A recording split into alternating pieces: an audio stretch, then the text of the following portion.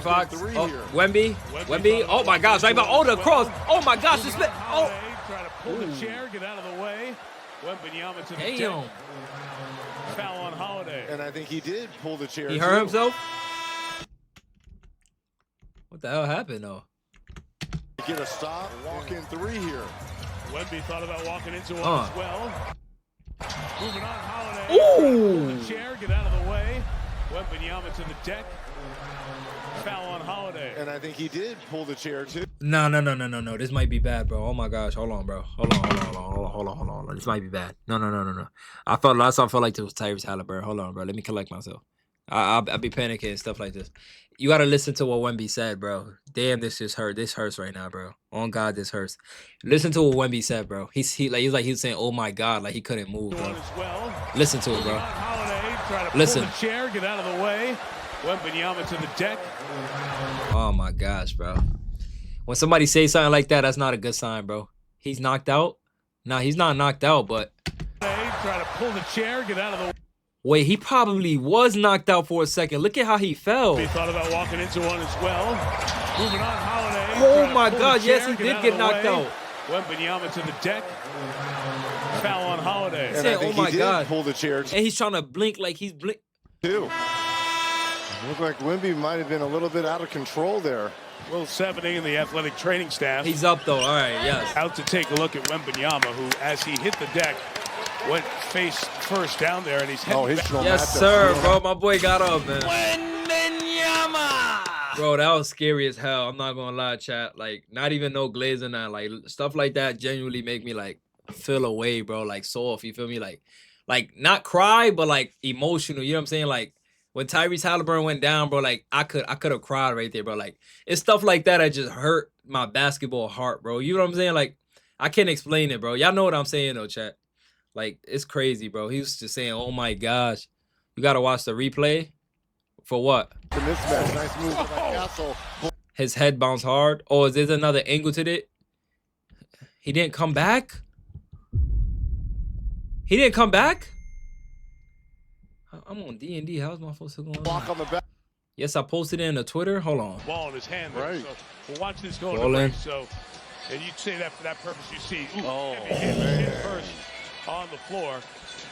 And the purpose of that is having to come back in to shoot the free throws. No. If it wasn't a flagrant foul, it was no foul at all, but not on the act of shooting, under the limit. I can't watch this side no out. more. So he can sub No, I can't watch this step no out. more. Nah, bro. He definitely was out for a second, gang.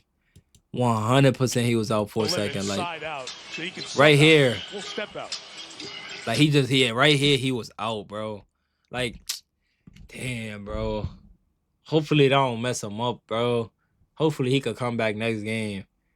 Wouldn't be receiving his awards. Damn, bro. These shit don't even hit right now. To unanimously earn this honor. Now at center court, Kia America's Southwest Regional Director Scott Morton is Man, bro. presenting Victor Wembanyama with the Akeem Olajuwon Trophy as the Kia NBA Defensive Player of the Year. Hold on, bro. Let's go look at that doctor video, bro. Planted on the court here in Game 2 against the Portland Trail. Victor Wembanyama just face planted on the court here in Game 2 against the Portland. Venom, what's your thoughts on chair pulling? I think it's bad because how easy it is to get injured. No, hell no, gang. That's a terrible take in my opinion.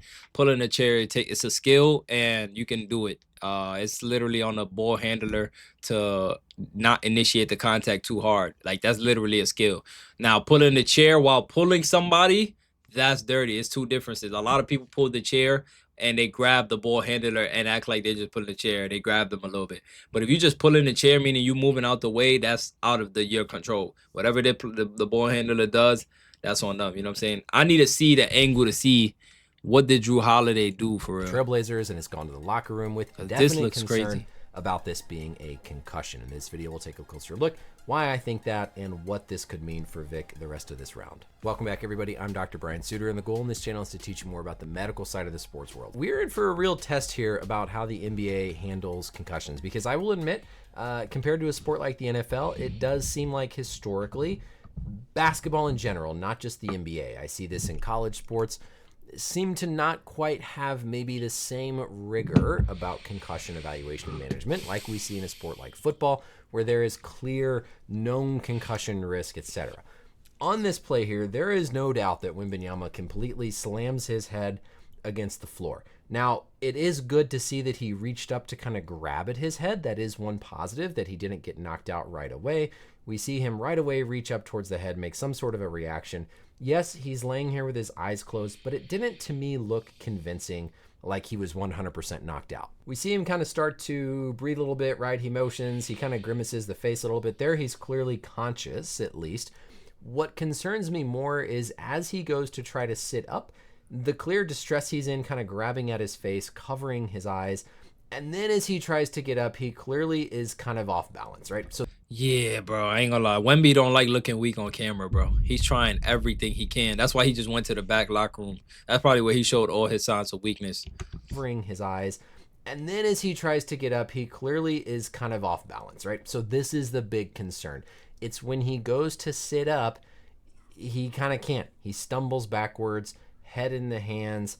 This is why I'm concerned about a concussion here. Not because I think it was convincing that he was out. He very well may have been unconscious, but more so right here, going to try to sit up.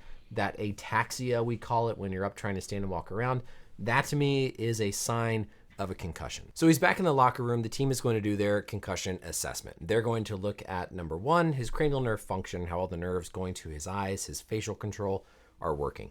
They're going to assess his memory. They're going to assess his balance. They're going to look at his motor strength. You're trying to, number one, screen for the big bad concerning injuries like a brain bleed, but also try to pick up the more nuanced, subtle signs of a concussion like the impaired balance, the coordination, the memory, etc. They will go as deep into the evaluation as they need to, and then once they establish their diagnosis of in concussion protocol or not, make that decision, do their baseline testing that will give them a score that they can kind of follow day over day to see how Victor is progressing. All right. We've gotten an update now, though, that he is officially in concussion protocol. Thankfully, I was really hoping I wasn't going to have to make this video talking about the Spurs putting him back out on the court after it clearly looked like he was concussed. So now the bigger question is kind of what happens next. What is the protocol going to look like here? And the protocol is very different for the NBA than it is in the NFL. Now, this is the most up-to-date one that I could find online from the 2022-2023 season. This is on the NBA's website. But essentially, the key thing to take away from this in terms of the return to play exertion process is that there is no time frame to complete the process. In the NFL, it's very clear that this is at minimum kind of a 5-step, 5-day process. In the NBA, that doesn't exist. And so theoretically, Wembanyama might not miss another game. Theoretically, he could be back for game 3. Should he come back for game 3? I don't think so. Will he? I don't think so.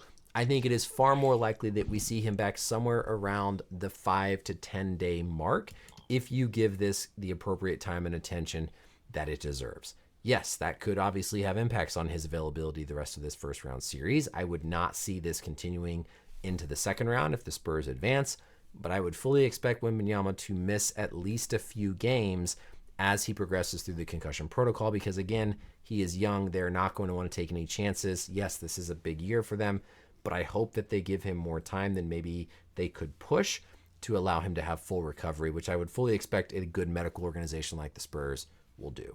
The final thought I just want to put out there in everybody's mind is to also be on the lookout for something like a jaw fracture. Like when Wembanyama falls here, he lands square on his face. And then you got to mention, bro, he fell on his chest too. Like he ain't just fall on his jaw, he fell on his chest. Like, and then when you out of breath like that, like it's hard to breathe while you laying down on your stomach. Like you already pressing down. Oh my God. When Wembanyama falls here, he lands square on his face. And this is absolutely something that could lead to a fracture of his mandible or a fracture of the jaw. If he has a fracture of his jaw, we're talking about a whole different return to play timeline that could definitely keep him out of the entire postseason. The hope here, right? I mean, when you're concussed, it's going to be harder to get a good physical exam in terms of where you're having pain, where you're having symptoms. But we absolutely need to keep an eye out for the possibility of some sort of facial fracture, some sort of jaw mandible I can't keep fracture watching this, because of how hard he landed directly on the court. So that's it for the video, everybody. Stay tuned for updates here. Hopefully he recovers quickly. Hopefully we see him back within about a week or so, but definitely has the potential to be longer if they treat this the right way.